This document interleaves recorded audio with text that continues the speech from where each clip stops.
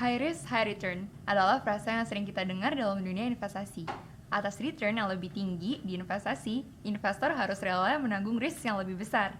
Ketika menetapkan strategi berinvestasi, time horizon dan risk tolerance si investor itu menjadi sangat penting untuk menetapkan strategi investasi yang sesuai.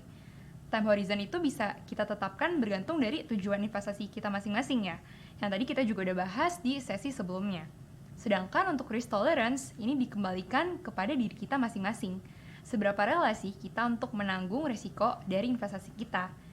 Jenis risiko investasi, misalnya keamanan pokok modal, inflasi, keuntungan yang tidak terjamin, gagal bayar, suku bunga, kurs, dan marketability atau penjualan kembalinya. Semakin return yang dijanjikan itu semakin tinggi, maka risknya juga semakin tinggi. Jadi, kalau kalian rela menanggung risiko yang lebih tinggi, maka kalian bisa berinvestasi dengan potensi return yang lebih besar. Dan sebaliknya, walaupun kalian returnnya tidak terlalu besar, tapi resikonya juga nggak besar, sehingga kalian juga masih bisa tidur nyenyak ketika kalian memilih investasi dengan return yang lebih kecil.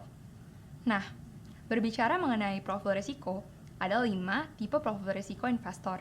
Kita bisa lihat di gambar ini. Berdasarkan besarnya risk tolerance mereka, bisa dibagi menjadi 5. Biasanya sih risk profile ini disimplifikasi menjadi 3, yaitu konservatif, moderat, dan agresif.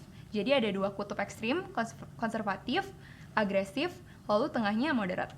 Namun di sini aku tambahin 2 profil lagi supaya nggak terlalu jauh atau ekstrim dan bisa merepresentasikan risk profile yang lebih tepat untuk kalian, yaitu moderately konservatif dan moderately agresif. Silahkan di-pause dan dibaca sendiri deskripsi dari profil risiko masing-masing tipenya. Besar kecilnya risk tolerance ini dipengaruhi oleh beberapa faktor, yaitu usia, tujuan investasi, dan lifestyle. Jadi, seorang risk tolerance-nya ini bisa berubah-berubah, tergantung perubahan faktor ini dalam hidupnya. Misalnya, usia. Semakin bertambahnya usia, biasanya orang itu akan cenderung lebih konservatif dan lebih berhati-hati.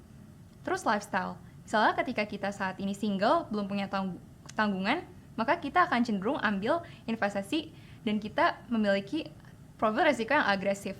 Karena kalau kita gagal, kita nggak ngerugiin siapa-siapa, kita cuma nanggung diri kita sendiri. Namun nanti ketika kita sudah menikah, sudah berkeluarga dan memiliki tanggungan, kita akan cenderung menjadi lebih konservatif. Karena ketika kita rugi, maka keluarga kita juga akan ikut menanggungnya. Nah, untuk mengetahui risk profile kalian saat ini, aku mau ajak kalian untuk tes risk profile terlebih dahulu ya. Silakan bisa di-download lembar yang sudah aku sediakan untuk menilai profil risiko kalian. Nah, gimana teman-teman? Bagaimana hasilnya? Semoga sesuai ya dengan kondisi kamu saat ini. Berikut adalah persentase saran alokasi net aset kalian berdasarkan risk profile kalian masing-masing. Semakin risk tolerance kalian tinggi, maka porsi aset yang diinvestasikan untuk ke instrumen investasi yang sifatnya defensif dengan fixed income akan berkurang, dan untuk instrumen investasi yang sifatnya growth akan bertambah. Alokasi asetnya apa aja, kita akan bahas di video setelah ini. Dan ketika kalian sudah dapetin hasilnya, kira-kira yang mana nih yang lebih baik? Konservatif atau agresif? Jawabannya nggak ada yang lebih baik, teman-teman. Karena balik lagi, ini ke preferensi orang masing-masing. Seberapa dia mau menanggung resiko dan apa tujuan keuangan dia.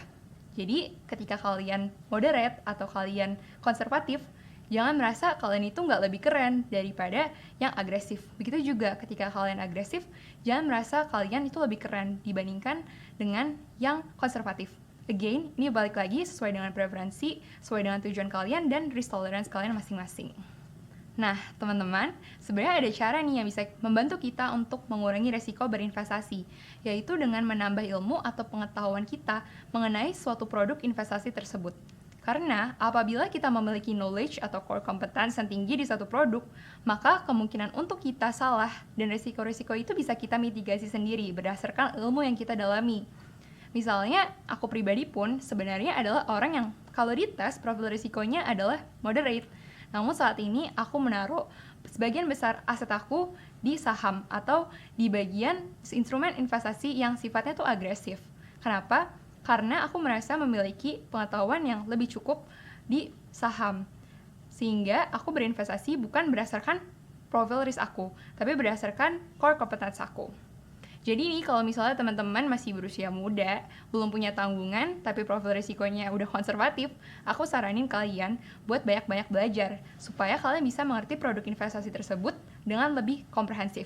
Sehingga kalian pun lebih pede untuk ambil produk-produk investasi dengan return yang lebih besar seperti saham.